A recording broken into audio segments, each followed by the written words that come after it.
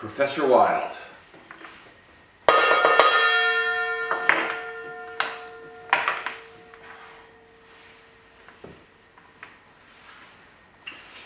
Today I'd like to talk about UFOs at the edge of scientific, astronomical, nuclear, space, history, edge of knowledge. As a teenager, I used to love reading about UFOs, not only because it was sort of this edge of knowledge phenomenon itself, but even more so, it gave insight into the author's views of humanity, philosophy, theory of everything, humanity, humanity's place in the world. UFOs always come up in the edge of space, or the edge of dangerous or forbidden scientific knowledge associated with space. This includes inner space of the nuclear realm. It's always been around nuclear bombs.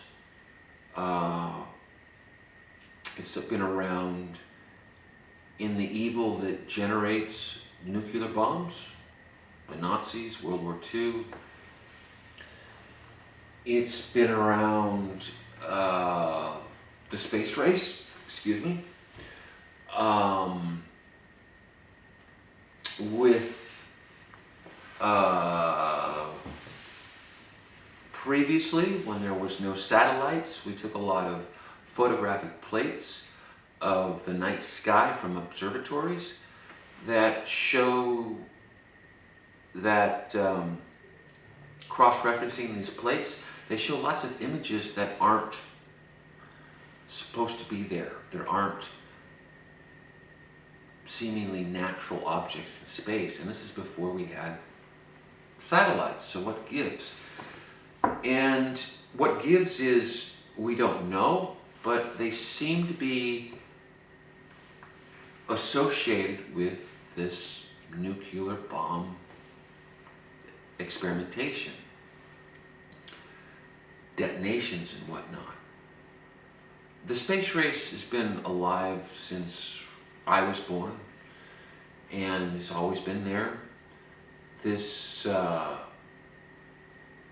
if we go back in time, we can look at some things in the fossil record, whether they be petroglyphs of helicopters in Egyptian tombs, or sand turned to glass in the deserts of Iraq or India, various radiation readings in various locations that just don't make sense. Don't make sense in a Hindu context, in a Western context, in an anything context.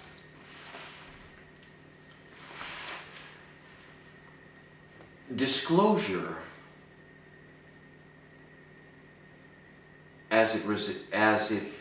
the meaning today, is the acknowledgement of the existence of extraterrestrials. Now, any astronomer worth their salt knows that we've been looking for alien technology out in space for a long time. And, you know, the James Webb telescope has such a superior resolution to what came before it with Hubble, that just that expanded knowledge brings all this new, seemingly contradictory evidence of the standard model has to be expanded or morphed or rethought of in certain aspects, that it's an exciting time. There's, you know, the three-eye atlas that came in.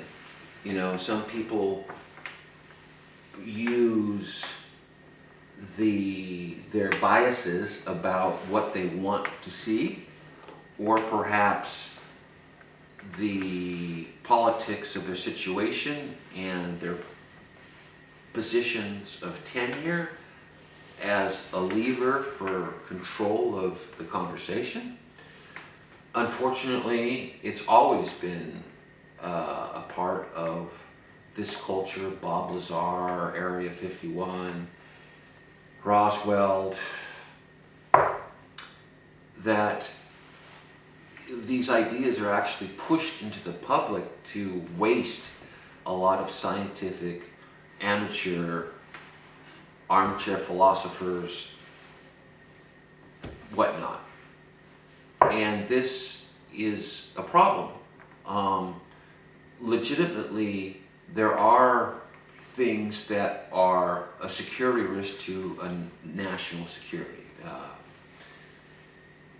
Free energy. The United States used to be the only superpower, so their control over free energy was pretty absolute. Now, with the multipolar world forming, these types and uses of free energy can be very valuable for a country against another. This is a problem for the well-being of the future of America, because the future of America, we have a tendency to think of ourselves as exceptional and above the rules of so many things. And the laws of our state encourage the intellectual, scientific communities to mete out some harsh penalties for people who don't play by the rules. Avi Loeb is one of those fellows, taking valid scientific observations and putting a wannabe filter of aliens into the hypothesis. That's the problem. The ability to look back or look forward to the pushing of disclosure is a problem for the free functioning of society.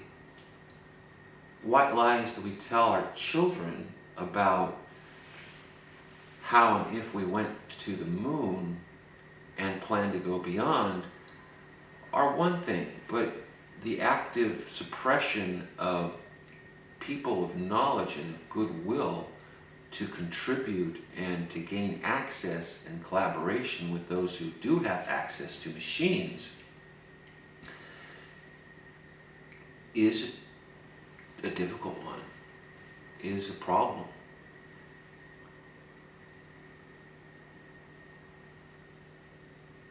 No answers here, just a statement of the truth of the matter. I don't wish to take anyone's childhood away from them prematurely, but I also don't want to have a very bright, very accomplished person like Neil deGrasse Tyson spew forth these obvious fictions and put forth such convincing videos that we actually went to the moon. We did not. This endless parade of people with government pensions that demand that we did go for the sake of their good reputation is a problem.